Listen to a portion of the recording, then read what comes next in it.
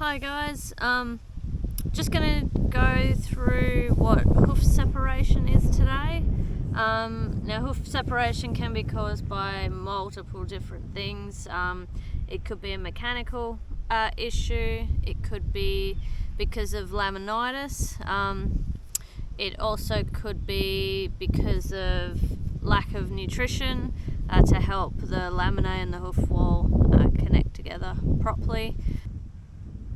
Improper trimming techniques, which is part of the mechanical separation. So today we're going to more look at the mechanical separation. This horse has a bit of mechanical separation. She hasn't been trimmed in a little while, so it'll be a good little case study for you to really get to see what the differences are. I'll show the difference between the separated hoof and also a well-connected hoof, so that you can see the difference and kind of pinpoint what's going on there. So the first thing we're going to do is we're going to have a look at these hoof angles. Right, that's better. Okay, so you can start to see about to there, it's nice and straight, and then we kind of get this bit of deviation here. Alright, so that's telling me that about there it starts to separate from the lamina and P3. Right, so I'm not a vet, so I cannot tell you if you've got rotation in your hoof, but this is an indicator. If you feel that you've got rotation in the hoof, please get a trimmer out, farrier out, get your vet to do radiographs and stuff like that and see how much of a rotation there is. You can also see with this hoof, because of the deviations, you can see that there is these cracks happening. Now some of that is nutrition. You got this big event line here, so something happened about, or probably 6 months ago, I'd say, maybe 7 months ago, to create that. So that could be change in pasture, change in feed, change in anything stressful. You'll get these little event lines. So you can see we've got this big crack here. Now that is chipped off the hoof because this hoof is way too long. Alright, so you can see the pastern angle, right, comes down to there, which is good, and then it just comes out. Alright, now let's have a look underneath. So this is what we've got. We've got the frog here. Now you can see it's a bit contracted at the base. Means that these are not working properly. Alright, so everything's kind of running forward due to the length. The heels are running forward and the bars are very overgrown. So this all here is the bar. Okay. Now, what we're seeing here is this is the outer hoof wall. Okay. And here is the sole. This is all the sole here. Now what we should be seeing is the sole and then the white line, which you can't really see because it's full of dirt. And then the hoof wall, and they should all be basically connected together. I will put up a picture of a good connection. But we don't see that here. We see sole, no white line, and then this huge amount of hoof wall just running forward. And you can see that there's heaps of dirt in here that I can't get off. That's actually part of the white line there. I can't get that dirt out at all. And if I do, I'm just digging down past the sole.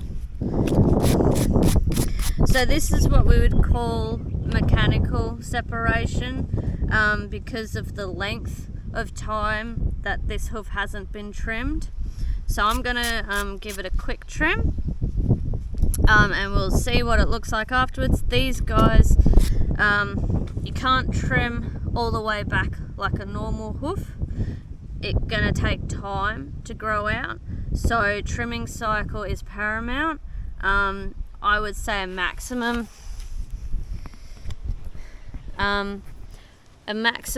of every 3 weeks to trim a hoof like this, because it's the breakover that's causing the separation. So the breakover is too far forward on the hoof, and then what happens is it starts to kind of make this bit of lever action when they step. It's making a bit of lever action, so what happens is it's pulling away that hoof wall and separating it from the lamina. So that can cause a bit of havoc further, like not just in the hoof, but it can cause a bit of havoc further up the horse's body, because it'll just put their whole biometrics out, and means that what's going to happen is the muscles up the top are going to compensate then for everything down. You'll start to see lameness in the horse. That's a big indicator.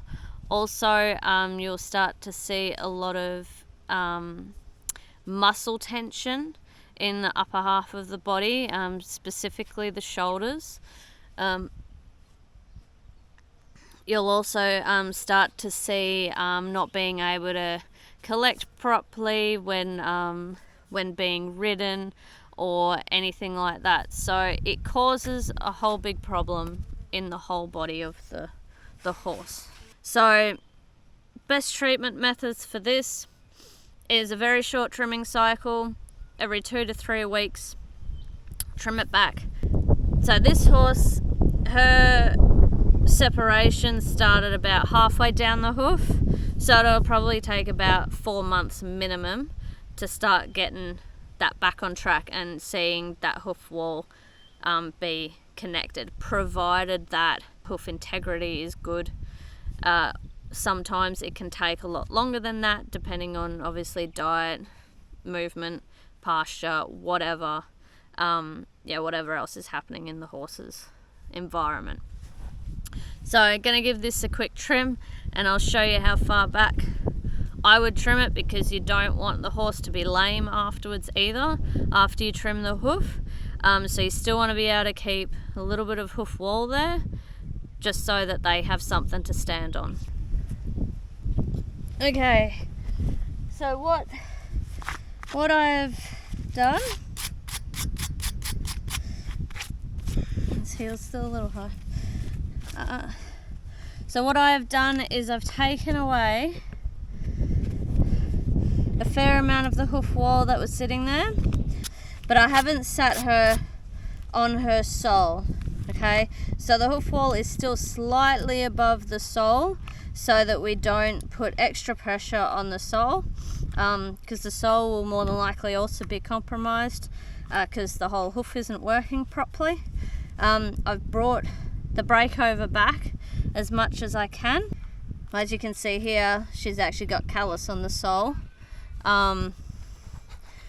to help protect P3 under there, because the hoof was too long. So I've brought the breakover back to the white line as far as I think is necessary for this trim.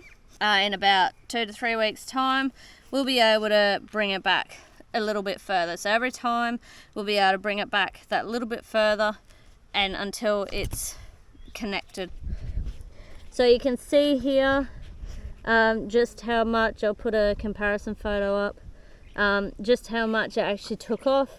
So it was sitting out about here, and now you can see I've really brought that toe all the way back, so probably about 1 centimetre I took off of that toe, just to bring it back.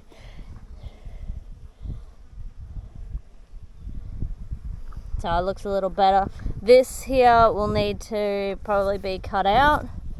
I'd probably do it in the next trim, just because we've already got a bit of a compromised hoof there, so I'll be able to trim that back a little bit further so it's not actually touching the ground, and I'll probably resect that out, just because of the seedy toe that will be in that crack.